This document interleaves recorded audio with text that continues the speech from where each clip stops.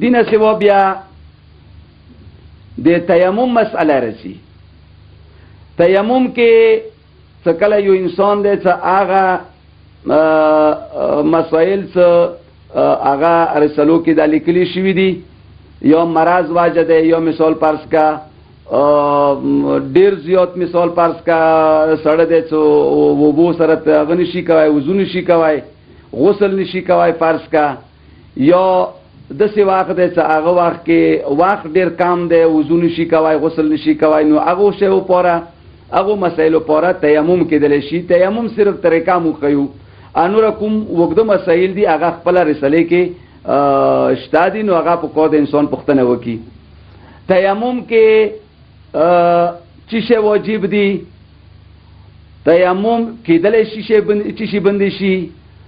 اول ټولو نه بهتره دا ده چې خاورو باندې تیمم وشي. که خاورې بیا نه هفتېږي، ریګو باندې کېدای شي، لوټي باندې کېدای شي، دغو شیو باندې مدای څه تیمم کېدلی شي. حتی دې حده پورې که چېرې یو فرش دی چې هغه فرش کې دوړه تاله دی، هغه باندې ته تیمم کولی شي، خو که چېرې تو یقین دی چې دې باندې دوړه شته. غسل په بدلې ته تیمم کوي، یا د وضو ته بدلې ته تیمم کوي، یو وارې به لاسونه ته او خاورو باندې ووایي، بیا به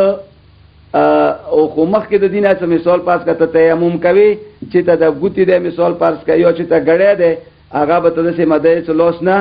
لرې کې. بیا به د تیمم کې اول لاسونه ووایي، څه لاسونه د وویلو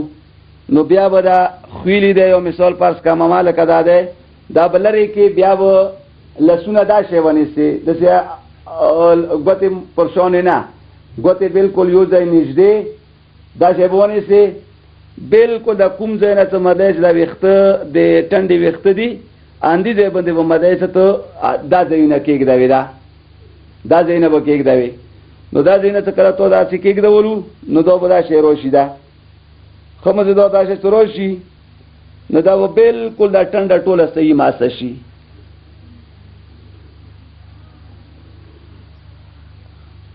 دا ټنډه به صحیح ماسه شي. او لاسو ماسې کوونې کې ته په کار ده دا کوم ځای نه څه دغه بندونه مو ورته یایو، دغو بندونه بلکل پاس په کار ده څه لاس کېږدولی شي. دا شی لاس کېږدولی شو، دا بلکل مطلب څه کار ته اوسې رسه. دا وکسه لاسونه به نه خوروي، دا لاس به نه خوروي، دا لاس به نه خوروي. کوم لاس نه څه ماسه کوي هغه لاس به بلکل قرار وي، او دا کوم شی کوم لاس سره څه ماسه ورباندې کوي هماغه په کار دی ورباندې تېروي. ښه صحیح طریقې سره ده. او یو وارې به بیا مطلب چې لاس هغو خاورو باندې ووایي، دوباره به لاس باندې تېر کېده، دا یو لاس باندې، دا بل لاس باندې. تیمم عملی طریقه اوس مو ښیو، لکه څرنګې موضوع کې عرض وکړو چې هغه کې ګوتې وبسل پکار دي چې دا ګوتې سړی وبسي، و ګړی دی هغه به لرې کې، دا امامه دی مثلا فرض کوي او خویلي دی دا به لرې کې، دا به دلته کېدوي. هغه نه بعد به ته تیمم شروع کې. تیمم څه دی غسل په بدلی کې وي، څه دی وضو په بدلی کې وي، یو شی تیمم دی، فرق نشته ورکې. اول به ته څه وکې؟ اول به ته نیت وکې تیمم د کوم بدل غسل، یا که تیمم د کوم بدل وضو، قربتان الی الله. دلته بلوس ووایي، یو ورته لوس وویلو که نه، اندا کافي دی. دا لوس به لږ داسې ټاک وایي، داسې صحیح شو. اوس به اندا لاسونه داسې ونیسي، دا شی نه، خلاص نه، بلکل دا شی بند، دا شی دا ځایونه څه کوم دي لاس والا، دا ځایونه دا بلکل دا ویښته څه کوم ځای نه راوتلي دي اندې ځای باندې به کېدی، خو شرط ورکې دا ده چې د ویښته د ډېر ټنډې باندې پر شان نه وي شوي، په کار د ما غوندې کې دا شی ویښته کم وي، نو که ویښته زیات وي هغه پکار دی څټ ته پکار دی لوړ شي دا ځایونه پکار دی دلته دې ځای باندې کېږدوې ده فکر وکړه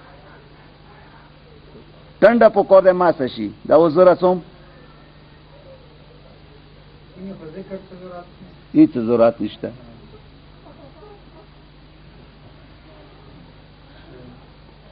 اوس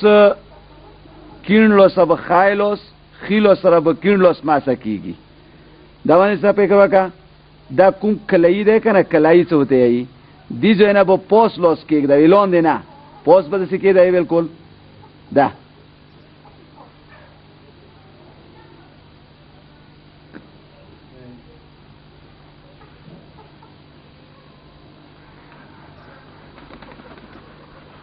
دا کسی دا دسته رو ده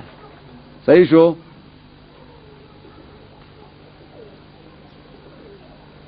یو ورته بیا لوسونی وای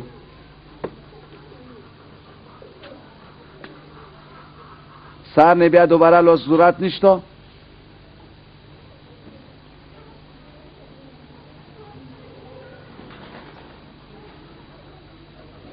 تیمم کې بیا دا شی ضروری دی چې